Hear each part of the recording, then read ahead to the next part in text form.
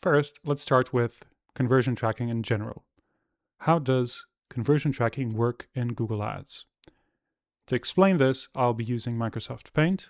Never in a million years did I think I'd be using it in 2025, yet here we are. So let's get started. Let's assume we have a simple marketing funnel. We have our ad, our landing page, our opt-in page, and finally we have a thank you page. So whenever a user clicks the ad, they ideally progress in this direction. Ad, landing page, then possibly different sections or different subpages of our website. Ideally, finally, the opt-in page and the thank you page where, say, we fire a conversion. This is what the user sees. What Google sees, or rather how Google works, is whenever a user clicks the ad, they generate something called the Google Click ID. This is a unique identifier that then is able to connect this click to the conversion action. And the way it works is whenever a user clicks the ad, they're redirected to the landing page, obviously, and a Google Click ID is generated and appended to the URL like so. So this is a legit Google Click ID where you can see my landing page, the UTM source, medium, and so forth, and the uniquely generated Google Click ID. Now, to get this Click ID, the only thing you can do is actually click a live ad. Otherwise, it is not generated. So now it's in the URL. But what happens if a user decides to travel to this here page, this page, this page? Well, what Google Script does is it saves the Google Click ID value, this value, as a first-party cookie on the user's device, or rather in their browser.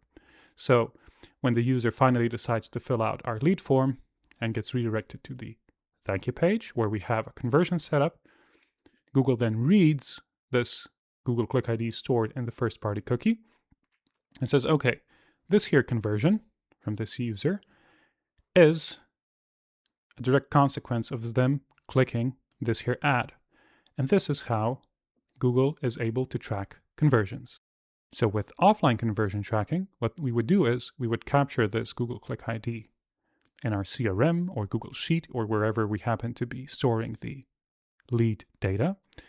And after the actual conversion or purchase happens, so for example, a user fills out this here form, they're taken to the thank you page, you get their details, including the Google Click ID. You have a call with them the same day, the next day, whenever, and they decide to purchase something with you, say a week later.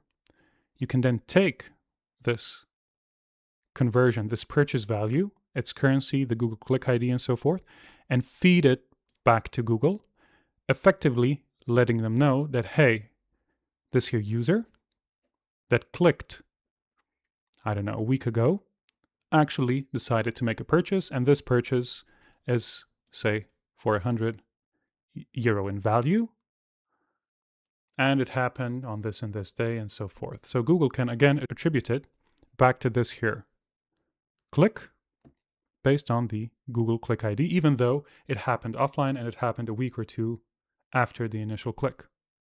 Okay, but say a user has super aggressive tracking protection, such that it basically removes this bit of the URL.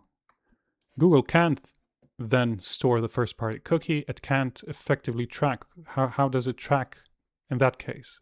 Well, what happens is when a user clicks the ad, obviously a Google Click ID is generated.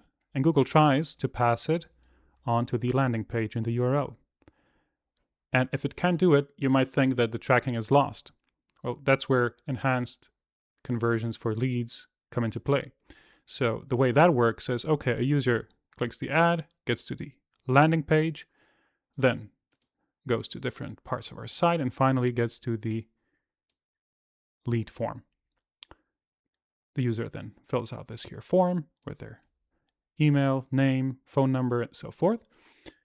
And what Google does then, assuming you have everything configured correctly using the Google Tag or Google Tag Manager, it takes the user's email, phone number, some additional data if you have it configured that way, and it sends it back to Google in a hashed version. So it treats the user's email as kind of a, let's call it a fake Google Click ID, and assuming the user is logged into their account whilst filling out the form, and it pairs it with your Google Ads conversion ID. So ideally, the email and phone number, but in actuality, only the email works as well. So that, let's say it's just an email. The email gets hashed and it gets sent back to Google. This is step one, and it hasn't to do anything with the Google Click ID. I'm just saying, okay, the email in hashed form is sent back to Google. Then, again, the user gets to the thank you page. You get their information, you call them, and they make a purchase with you, say 2 weeks later. What you can do then is take their email, hash it, and send it or upload it back into Google Ads. You can either send it via API, you can have Google periodically fetch it from Google Sheets, for example, or you can simply upload it as a CSV. And what Google does then, it checks this here hashed value of an email, so the one that they got from the lead form, with the second one that you provided in your uploaded CSV.